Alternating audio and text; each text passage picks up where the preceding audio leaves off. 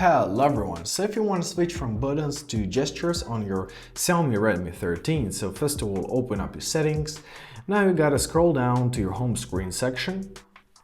Here you are to find your system navigation tab. Open it up. So here you can choose between gestures and buttons.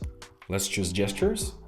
You will be prompted to have a tutorial, so if you know how to use gestures, press not now. However, let's learn.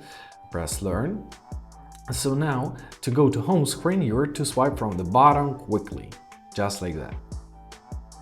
If you want to open your recent apps, you're to swipe from the bottom and pause, just like that. If you want to go back, simply swipe right from the edge. If you want to go back, you can swipe left from the edge. And basically that's it. Press I'm done and close this application. I hope this video was helpful. Thank you so much for watching and have a great day.